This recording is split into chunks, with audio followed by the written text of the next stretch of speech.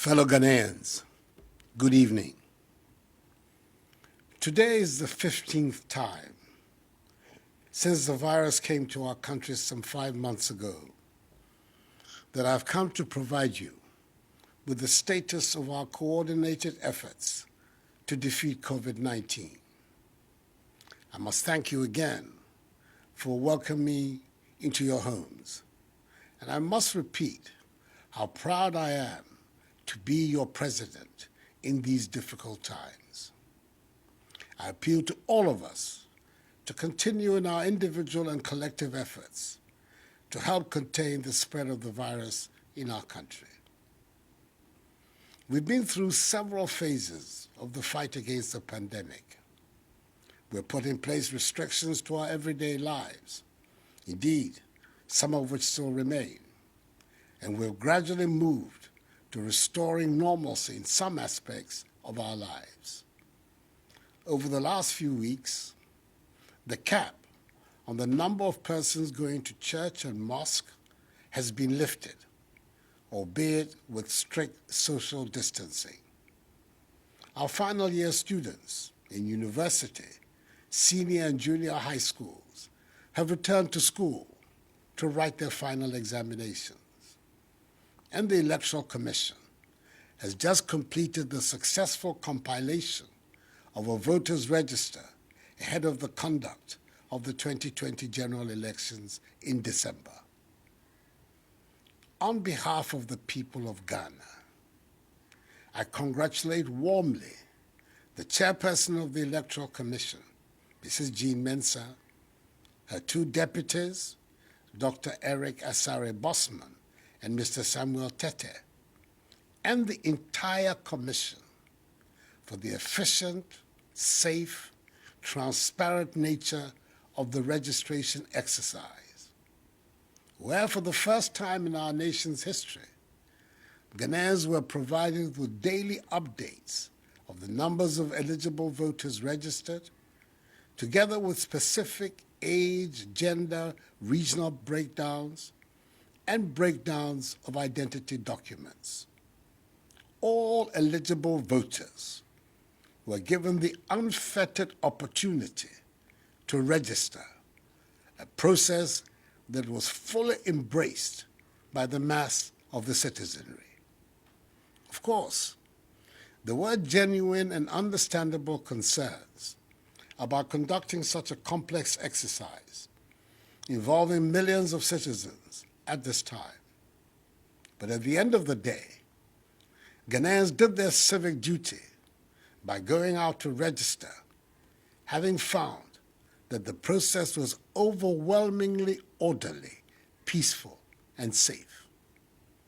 However, there were those who expressed various degrees of hysteria and negativity towards the exercise, with some who saw heaven and earth to resist the compilation of the register at the peril of their lives, ending up registering.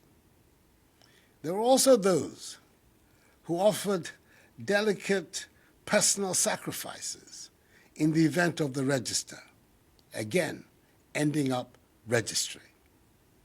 And there were those who claimed that in the midst of a pandemic, the registration exercise should not be conducted, with some warning of an explosion in our case count and very high numbers of deaths should the exercise go ahead. By the grace of God, the work of the Electoral Commission and the effective measures put in place by government, these prophecies of doom did not materialize. There were nonetheless deeply regrettable, isolated incidents of violence, which I condemn unreservedly, and which I expect the police to deal with without fear or favor. But the exercise was generally peaceful. The Ghanaian people have, by the conduct of this exercise, demonstrated our commitment once again to consolidating our status as a beacon of democracy on the continent and in the world. The professional Jeremiahs and naysayers who seek cynically to make a profitable industry out of spreading falsehoods, fear, and panic, stoking divisive ethnic sentiments, underestimate the resolve and the determination of Ghanaians to build a united, democratic, peaceful, prosperous, and happy Ghana. We will continue to work hard to prove them wrong. Fellow Ghanaians, when I delivered update number 14, some 3 weeks ago, I indicated that a closer look at the data points to the fact that we are steadily on the path towards limiting and containing the virus and ultimately defeating it. And I requested all of us to pay particular attention to the number of active cases. As of 24th July, the number of active cases, i.e. persons with the virus, stood at 3,307. As of Saturday, 15th August, 3 weeks later, the number of active cases stands at 1,847. This is a clear indication that government policies are working. Currently, there are no recorded COVID-19 cases in the Northeast, Savannah, Upper East, and Upper West regions. And I charge their residents to do everything possible to maintain that situation. Greater Accra, Ashanti, Central, Eastern, and Western continue to be the regions with the highest number of active cases. Thus far, a total of 40,567 persons have recovered from the virus. This means our recovery rate has improved from 89.5% to 95.1% in 3 weeks. Our death rate continues, mercifully, to be low at 0.5%. Happily, there are no backlogs of tests at any of our testing centers, meaning the situational reports are up to date. Indeed, test results that used to take weeks are now available within 48 hours. We have so far conducted 427,121 tests. These statistics undermine as unfounded the claim that Ghana has lost the battle to defeat COVID-19. There can be only one simple reason for this baseless assertion, and that is political expediency.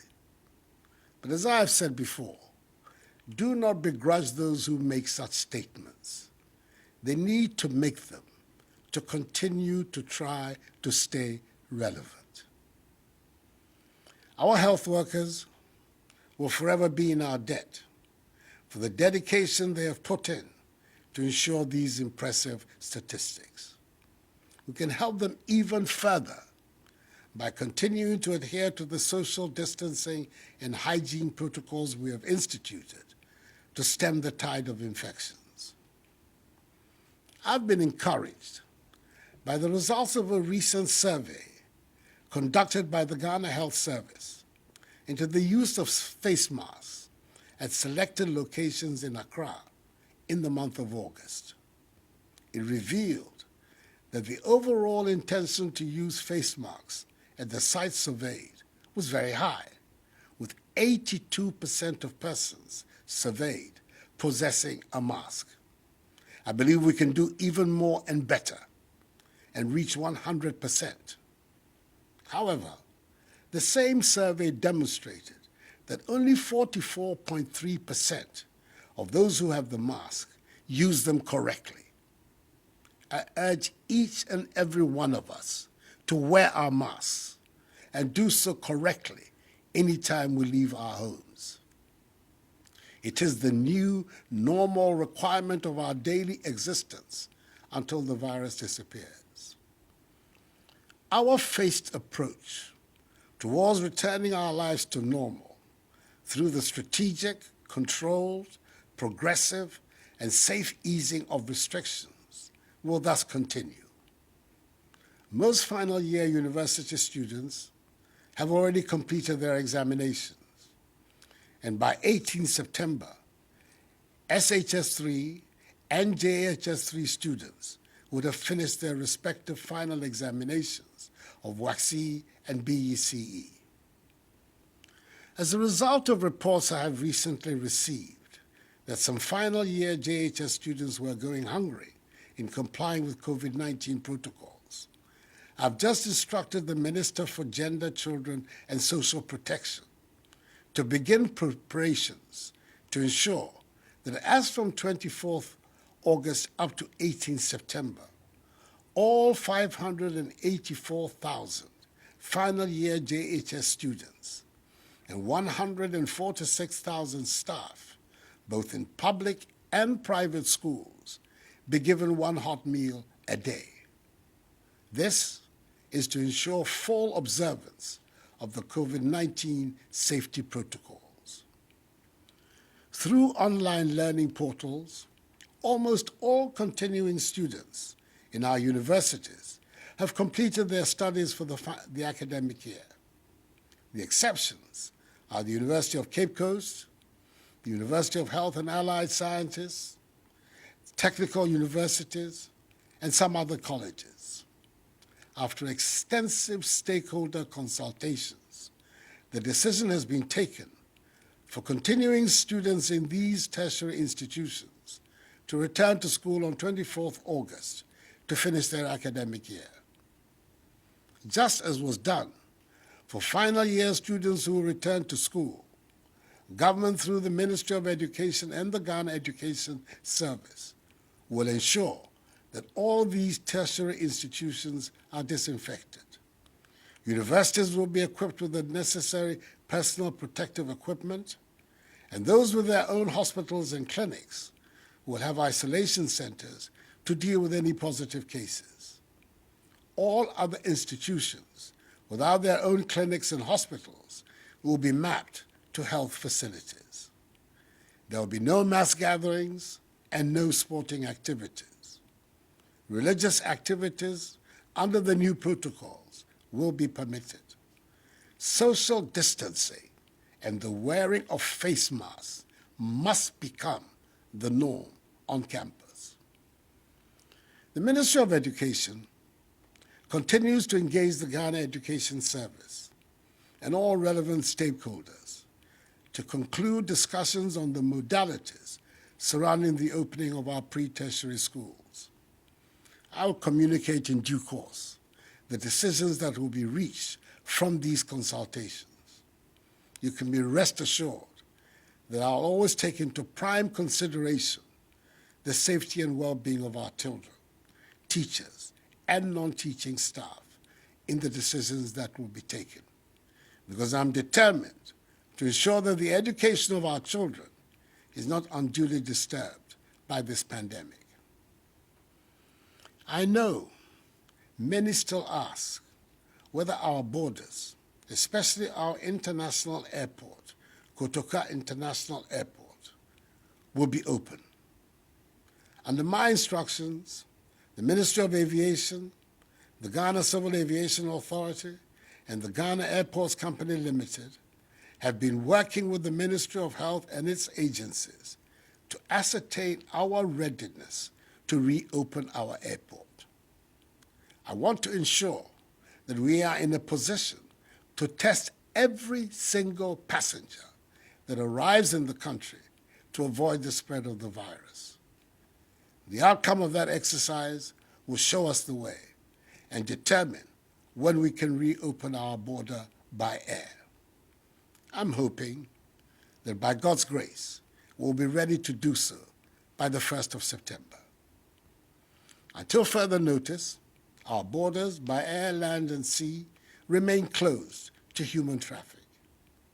For Ghana residents stranded abroad, special dispensation will continue to be given for their evacuation back to Ghana, where they will be subjected to the mandatory quarantine and safety protocols. Beaches, Pubs, cinemas, and nightclubs are still to remain closed until further notice. The limit on the number of persons who can attend conferences, workshops, and award events has now been lifted, subject to the maintenance of social distancing amongst participants, fresh air ventilation of the premises, and a 2-hour limit for each session. I know that the pandemic has adversely affected many lives and livelihoods. It is for this reason the government has implemented several measures, such as free water and electricity, and funding to support small businesses, and tax relief, amongst others, to cushion the effect of the pandemic. We are not providing freebies. We're providing critical help to households, families, and businesses in the midst of this pandemic because we care. It is my conviction that in times of crises, it is the duty of a responsible and sensitive government to protect the population and provide relief. Fellow Ghanaians, let us remember at all times that the phased opening up of our country continues to put an obligation and responsibility on each one of us to remain vigilant and respect the enhanced hygiene, mask wearing, and social distancing protocols that have become part and parcel of our daily routine. They are proving to be effective, so let us employ them wholeheartedly. That is the way we can restore as quickly as possible the blessings of normalcy for which we all yearn. There is no room for complacency. We must be very much on our guard because some countries have experienced spikes after recording major achievements in containing the spread of the virus. We should not go down that road. Social distancing, enhanced hygiene, and wearing of masks are obligatory for each one of us. Enuanom, mesrɛ mo, nhyehyɛ a yɛayɛ ɛfa mask no ho, mundi so. Sɛ wofiri efie a, hyɛ mask no. Ɛno na ɛbɛbɔ yɛn ho ban, ama yɛtumi apam yareɛ yi ɛfiri yɛn man mu. Anya mimɛ, mimpa nyefai, gbejiano ni woto, keha mask nye yiano. No ni ba wawo, ni wonye, wo shwe helane, keja wama amnemi. Game, ni nye ye homowo, mi hanye fe, afio, afi. Fellow Ghanaians, the remarkable nature of us, the Ghanaian people, the first colonized people in sub-Saharan Africa, to gain their freedom and independence from foreign rule, is manifesting itself again. In the midst of the pandemic, we've been able to compile a voters' register, arguably the most credible voter register in our history. Our democratic institutions continue to function effectively. There continues to be vigorous public debate on issues of public policy. Respect for the rule of law continues to be central to our governance. Our economy, despite the severe shocks of the pandemic, is proving to be resilient and is poised for rapid recovery. Our agriculture is performing so that despite the disruptions of the pandemic, food is still abundant in our markets, and the virus itself is being fought systematically. Indeed, a stronger, healthier Ghana is being built before our very eyes, and the great majority of Ghanaians can see it. Let us continue down this path so that the dreams of freedom and prosperity that inspired the great patriots who founded our nation can find expression in our generation. We can do it, so let us continue to work hard towards attaining our goal. This too shall pass, for the battle is the Lord's. May God bless us all in our homeland, Ghana, and make her great and strong. I thank you for your attention, and good night.